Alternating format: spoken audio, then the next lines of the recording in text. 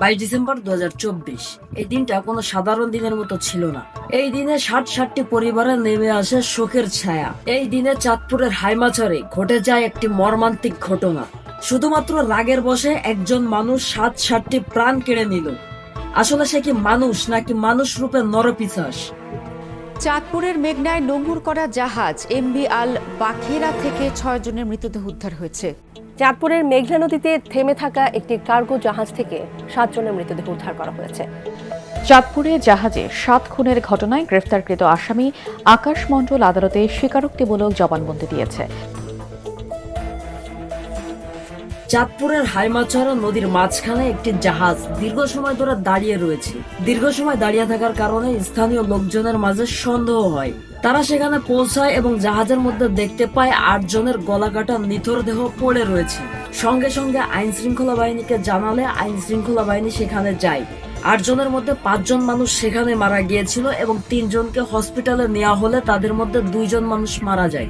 দুর্ভাগ্যবশত একজন বেঁচে গেলেও সে কথা বলার ক্ষমতা হারিয়েছে, কারণ তার শ্বাসনালী কাটা ছিল। চাঞ্চল্যকর এই ঘটনাটি সবাই জানার পর আইন শৃঙ্খলা বাহিনীর রাতের চোখের ঘুম হারাম হয়ে যায়। এই ঘটনার পিছনে কে কে রয়েছে, এই ঘটনাটি কেন ঘটেছে, এই ঘটনার পিছনে একজন রয়েছে নাকি পুরো একটি গ্যাং রয়েছে, এই সবগুলো প্রশ্নের উত্তর আজকের ভিডিওতে আমরা জানবো। আমি আলামিন আছি তোমাদের সাথে। তাহলে শুরু করা যাক।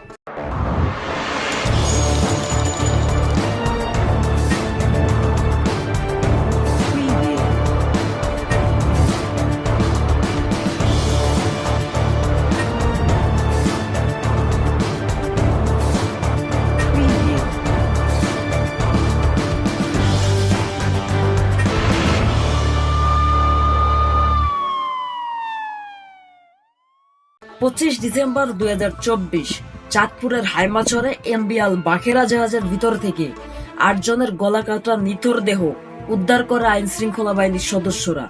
তাদের মধ্যে 7 জন মানুষ সেখানে মারা গিয়েছিল। এই 8 জন ব্যক্তি ছিলেন জাহাজের কর্মচারী বৃন্দ। তাহলে এত সাধারণ মানুষের হত্যার পিছনের মূল রহস্য কি, এটা জানার জন্য পুলিশ উঠে পড়ে লাগে। এই 7 মার্ডার কেসটির একটি গুরুত্বপূর্ণ তথ্য আইন শৃঙ্খলার বাহিনীর কাছে আসে। এই তথ্যটি পাওয়ার পরে এই কেসের একটি নতুন রাস্তা তৈরি হয়। তাহলে সেই তথ্যটি কি ছিল? এতক্ষণ ধরে আমরা জানতাম এই জাহাজের মধ্যে 8 জন মানুষ কাজ করত, কিন্তু আসলে সেখানে 8 জন নয় বরং 9 জন মানুষ কাজ করত। এই তথ্যটি পাওয়ার পরে অনেকগুলো প্রশ্ন আমাদের সামনে এসে দাঁড়িয়েছে। ওই একজন ব্যক্তি কে?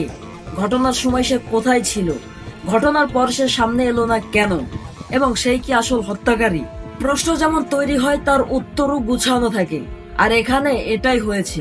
আইন শৃঙ্খলা বাহিনীর একটি বিশেষ অভিযানে এই ঘাতককে বাগেরহাটের চিতলমারি এলাকা থেকে গ্রেফতার করে কুমিল্লার র্যাব 11 সিপিসি 2 এর একটি অভিযানিক দল।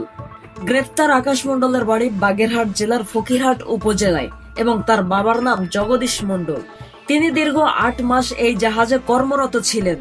গ্রেফতারকৃত আকাশ মণ্ডলকে জিজ্ঞাসাবাদে তিনি একটি চাঞ্চল্যকর তথ্য দেন। আল বাখেরা জাহাজ চাঁদপুর মালিশ্বর আমি হত্যা করেছি। ওখানে 9 জন স্টাফ ছিলাম আমরা, আমি বাদে 8 জন।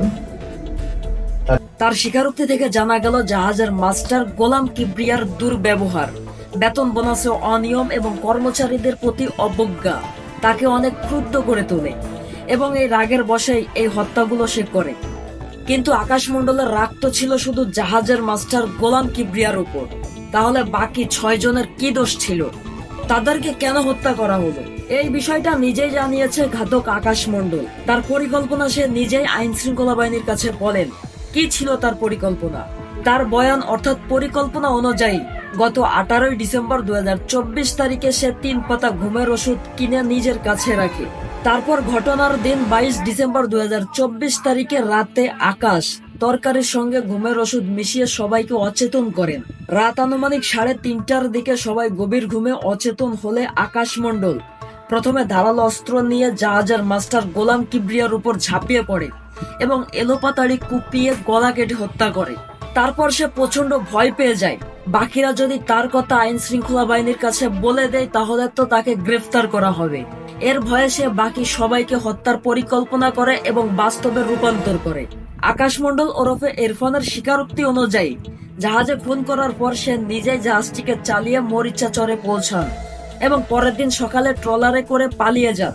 তারপর বাগেরহাটের চিতলমারি এলাকায় গিয়ে আত্মগোপন করেন। শুধুমাত্র রাগের বশে একজন মানুষ 7টি প্রাণ কেড়ে নিল। আসলে সে কি মানুষ নাকি মানুষ রূপে নরপিশাচ? চাঁদপুরের এই 7 মার্ডার কেসটি এখনো বিজ্ঞ আদালতে বিচারাধীন অবস্থায় রয়েছে। আমরা আশা করি খুব শীঘ্রই এই কেসের রায় প্রকাশ করা হবে। আর এরই মাধ্যমে শেষ হয় চাঁদপুরের হাইমাচরে এমবি আল বাখেরা জাহাজের 7 খুনের মূল রহস্য। ভিডিওটা শেষ করার আগে একটা কথাই বলতে চাই, সবসময় নিজের চোখ কান খোলা রাখবেন। আপনার আশেপাশে যদি কোনো অন্যায় অবিচার হয় তাহলে প্রতিবাদ করার চেষ্টা করবেন। নিজে না পারলে আইন শৃঙ্খলা বাহিনীকে খবর দিবেন। সতর্ক থাকবেন, সাবধান থাকবেন। আল্লাহ হাফেজ।